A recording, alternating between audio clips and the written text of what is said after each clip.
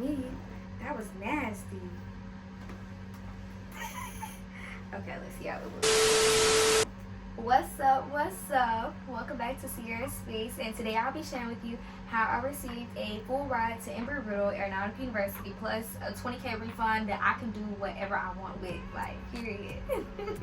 Only been a few hours, but it felt like days. Only been days, but it felt like months. Been gone for a year, only know like one. Okay, so first things first, I want to talk about my introduction on like my college experience, on how I applied to schools, how I knew what school wasn't fit for me. And the first thing that I would say do is figure out what it is you want to do in life. Like me, I knew I wanted to do aviation. So I was like, okay, what are the best aviation schools?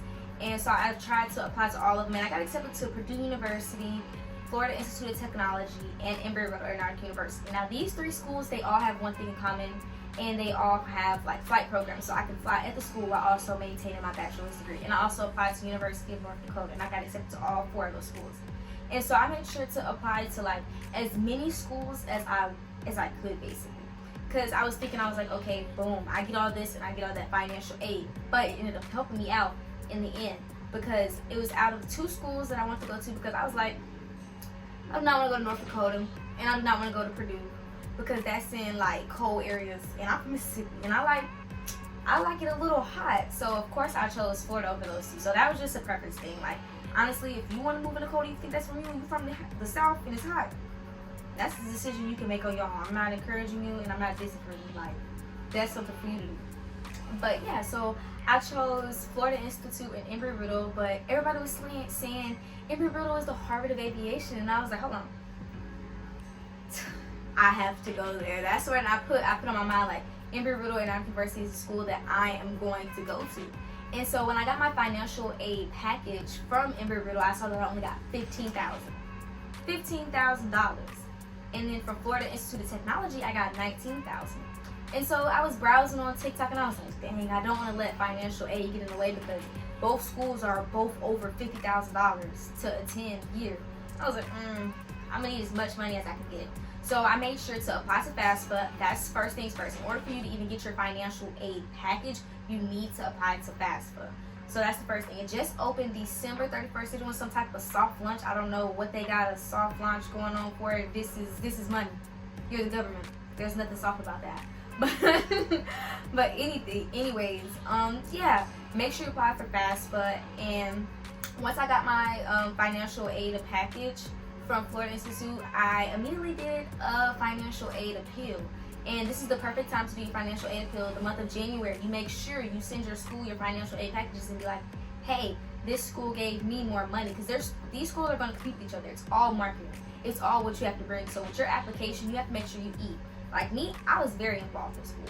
So like my resume, 8. Like I was the Go Chase Mayor's Youth President. I was in NJRTC. I was the administrative officer. I created a website. I hosted a hygiene drive, and I was very involved in the community. Everybody like knew me kind of sort of, so like that was a good thing for me. And so I would just say, make sure you stand out as a person, because that's how they're gonna also give you more money. And so I ended up writing for the financial aid like appeal, and Embry-Riddle ended up matching my financial aid, which is perfect. I was so excited. And then I had a total of like $24,000 in FAFSA and from money from my school. And I was like, okay, we're not even halfway there yet. What am I gonna do? And that's when I decided to start applying for external scholarships. Now, I know a lot of people were saying they don't know where to find scholarships. I do have a list, and I will all put them in the description box below. One of the best sites to use is Kaleidoscope. That's where I won most of my scholarships. I've won my scholarships from Kaleidoscope, Going Merry, Scholarship America. I don't really like Scholarship America, bold.org, but I was still trying to apply to them. It just depends on like what your specialty is and how good you write essays. And that's another thing. When you want to win a scholarship, and if it say no essay, baby girl, the chances of you winning that scholarship is very low, because what makes you stand out from everybody else? You got a 4.0 GPA.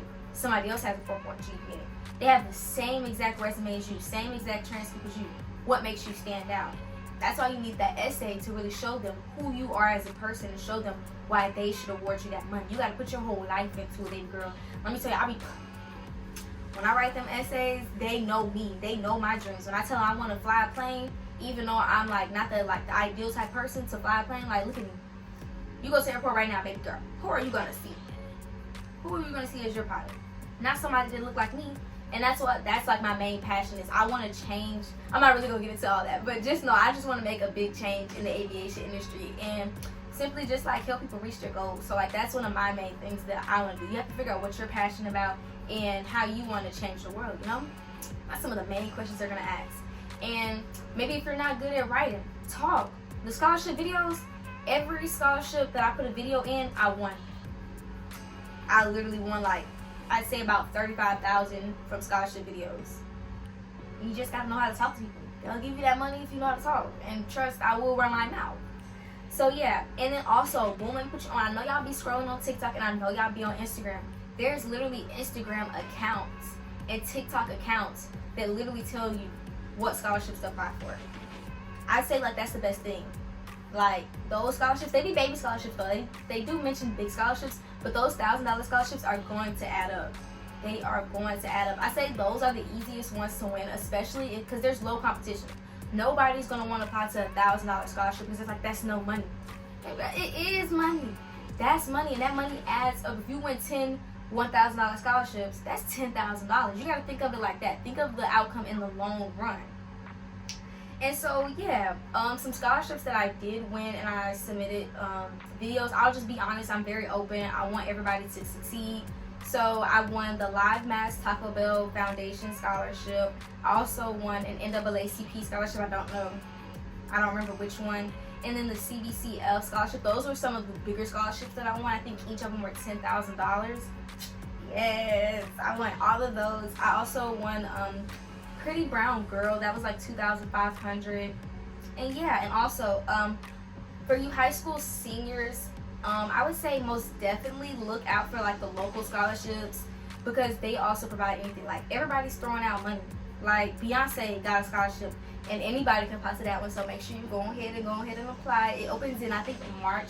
Beyonce got a scholarship, Chick-fil-A got a scholarship, McDonald's even got a scholarship, Wendy's got a scholarship. Girl, apply to it. You see a place outside and you trying to go eat, they 9 times out of 10 got a scholarship. Go apply to it. Like the worst they can do is say no. Like you can submit your video and do a bad job, but nobody's gonna know what you submitted. You gotta make sure your resume is good. Make sure you're trying to actually make a change in this world. Like don't just try and go to college to party. Make a change, because especially if it's a multi-year scholarship. If it's a multi-year scholarship, they're going to make you tell them, oh, this is what I'm doing now to reach my goals. This is what I'm doing. Like I'm still doing this, or they'll take your money. So trust and believe that I'm being very active in my new community to make sure there's going to be change. You know what I'm saying? Like, make them want to give you this money. Like, you're basically marketing yourself. And yeah, and don't be afraid to negotiate your financial aid with your school again, because I know even though I did that financial aid appeal and I won some more money, however, right before school started, they kept sending me the messages talking about, oh, you owe X, Y, and Z. You owe this, you owe that. And some of my scholarship money didn't send, so like, I had the money, but I just didn't have it at the time. Like some people, like NAACP, they sent my scholarship money a long time. CBCF also sent my scholarship like in September, and school started in August. Like, what was I supposed to do? And so, boom, they ended up sending my money. However, before that, I asked them, I was like, hey, can I get X? Like, I think I asked for like $7,000. They ended up giving me $3,000. Like, every penny counts. I'm telling you, like, don't even worry about it. They will send you money. Your school has money. They not broke. Like, they are not broke. Trust. Especially if you go to a PWI. They got money.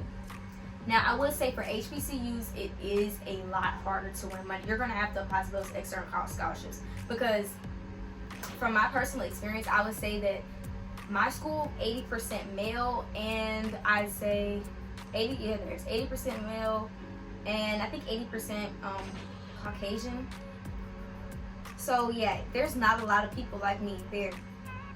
And so of course they're gonna want to give me money. Of course they're gonna want me to stay so they can have their diversity rate go up. Make them give you that money. Like, don't be dramatic. You have to know what you say, like, to say in those videos. I will be sure to attach my essays and attach some of my videos on like what I won and like what did I say for them to give me the money. You know what I'm saying? So yeah. Okay, so I hope you guys enjoyed that video. If you have any questions or if you need any help in the future, please feel free to reach out to me. If you need any help with your scholarship essays, wanting to know what to say in them, don't be afraid to ask me. If you need me to look at your video and know if you said everything perfect, I'm here to help. If you have any other questions, don't be afraid to ask me, and I hope you have a nice day. Mwah. That was an ugly kiss.